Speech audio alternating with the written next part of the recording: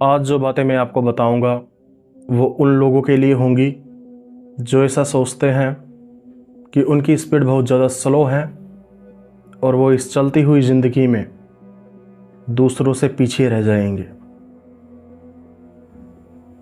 और अगर ऐसा है कि स्लो स्पीड वाले पीछे रहते हैं तो ऐसे भी कई उदाहरण देखने को मिलते हैं जिनकी स्पीड तेज़ होती है, जिनके पास में सब कुछ होता है, लेकिन इसके बावजूद भी वो ज़िंदगी की रेस में पीछे रह जाते हैं।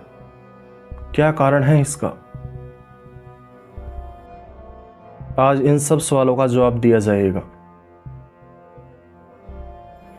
देखो, मैं आप सबसे कहना चाहूँगा कि ज़िंदगी की रेस में या सफलता की रेस में जीतता वो नहीं है जो तेज़ दौड़ता है, बल्कि जीतता वो है जो भले ही धीरे दौड़ता है या धीरे चलता है, लेकिन वो लगातार चलता रहता है।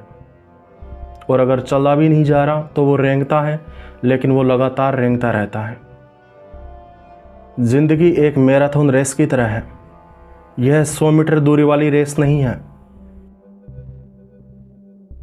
अब कई व्यक्ति कह सकते हैं कि तुम्हारी बात सही है, लेकिन हमारे लक्ष्य के लिए हमारे पास में 1 साल या 2 साल बचे हैं, तो इसे रेंग के नहीं चल सकते। तो मैं उस लक्ष्य के बारे में बात भी नहीं कर रहा। रेंग के नहीं चल सकते, इस बात से मेरा मतलब समझो। मैं यहाँ मुख्य बात सफलता की कर रहा हूँ। 2 व्यक्ति हैं, दोनों स्टडी करते हैं। एक को बहुत जल्दी याद हो जाता है और दूसरे की स्पीड थोड़ी स्लो है। तो एक बहुत तेज़ याद करता है, लेकिन वो 7 दिनों में से 3 दिन पढ़ता है और फिर छोड़ देता है। और एक व्यक्ति है जिसकी स्पीड भले ही स्लो है, लेकिन वो 7 दिन पढ़ता है, मतलब कंसिस्टेंसी मेंटेन रखता है। मतलब वो चलता है लेकिन लगातार चलता है। तो किसकी प्रोग्रेस ज़्यादा बेहतर होगी? सीधा सा जवाब आता है कि कंसिस्टेंसी वाले बंदे की प्रोग्रेस ज़्यादा बेहतर होगी।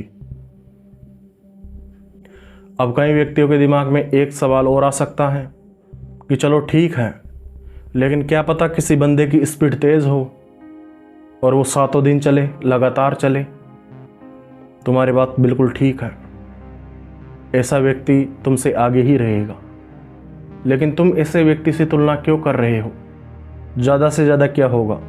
ज़्यादा से ज़्यादा ये होगा कि तुम्हें कुछ समय के बाद में अपना मुकाम मिलेगा।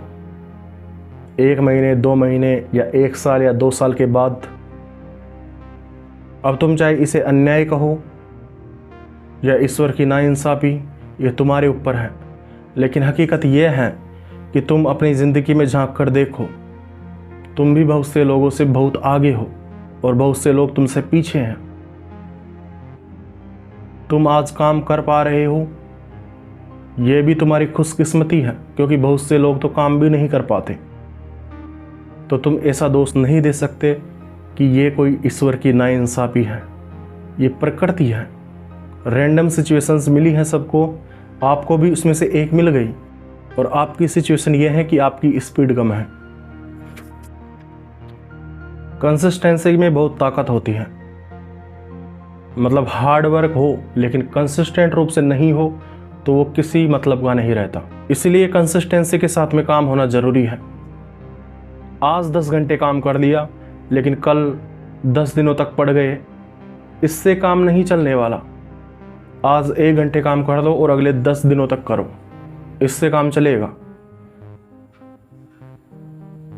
अगर 4 घंटे रोज़ाना या 6 घंटे रोज़ाना कंसिस्टेंसी के साथ में करते हो तो वो भी कुछ सालों बाद में बहुत तगड़ा रिजल्ट ला के देंगे आपको। लेकिन आज आप 10 घंटा करते हो, फिर 1-2 दिन छोड़ देते हो, फिर 12 घंटा करते हो, 16 घंटा करते हो। ऐसे करने से आपको ज़्यादा अच्छे परिणाम नहीं मिलते, बल्कि ऐसा करने से आपको बर्नआउट होता है। मेरे कहने का मतलब है कि थकान ज़्यादा होती है, रिजल्ट कम मिलते हैं। कंसिस्टेंसी के एक और उदाहरण के रूप में, जैसे मान लेते हैं कि कोई व्यक्ति सुबह की 3 रोटी और शाम की 3 रोटी खाता है। क्या वो व्यक्ति एक बार में 100 रोटी खा ले तो उसका शरीर बन जाएगा? सीधी सी बात है, नहीं बनेगा। क्यों नहीं बनेगा? क्योंकि प्रकृति के नियमों के हिसाब से ही सब कुछ होता है। उसके 100 रोटी खा लेने से प्रकृति के नियम नहीं बदल जाएंगे।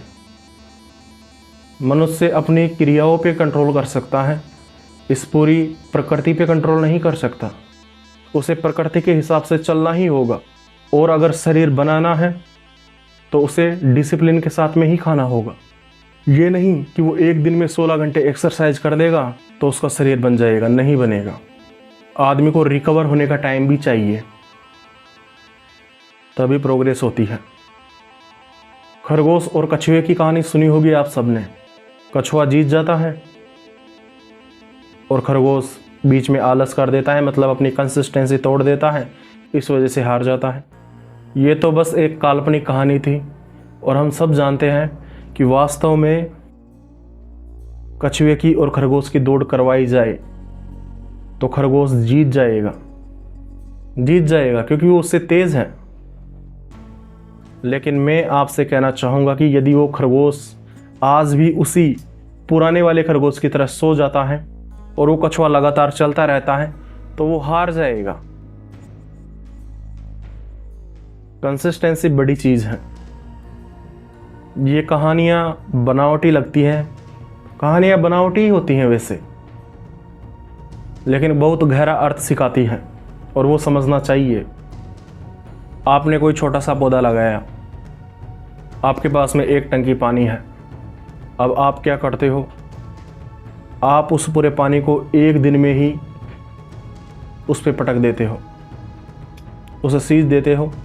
फिर आपको अगली सुबह पता चलता है कि पौधे की लंबाई वही थी, या आपको यह भी पता चलता है कि वो पौधा गल गया है, मतलब वो मर गया है। लेकिन यदि आप उसी टंकी में से 1-1 लीटर पानी रोज़ाना डालो तो महीने के बाद में आपको रिजल्ट दिखना शुरू हो जाएंगे। रिजल्ट दिख जाएगा, दिखना शुरू क्या होंगे, काफ़ी बड़ा रिजल्ट दिखेगा। तो नियम से ही चलना पड़ता है। कंसिस्टेंसी बहुत ज़रूरी है, क्योंकि प्रकृति के नियम के विरुद्ध एक इंसान नहीं जा सकता, और जाएगा तो वो अपना ही नुकसान करेगा। धीरे धीरे रे मना, धीरे सब कुछ होए, माली सींचे 100 गड़ा, ऋतु आए फल होए। धीरे धीरे करने से ही सब कुछ होता है, धैर्य रखना पड़ता है। चाहे एक माली 100 गड़े पानी एक बार में किसी पौधे पे डाल दे, ऐसा करने मात्र से वो पौधा बड़ा नहीं हो जाता।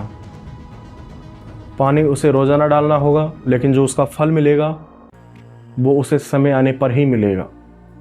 तो इसीलिए जल्दबाजी को छोड़े, एक बार में मास्टर बनने की कोशिश को छोड़े, रोज़ाना हल्का हल्का बेहतर करते रहे। रोज़ाना यदि 1 घंटे करते हो तो 1 घंटे रोज़ाना साल के 365 दिन होने चाहिए। ये नहीं होना चाहिए कि आज आप 10 घंटे कर देते हो और अगले 10 दिनों तक आराम से सो जाते हो।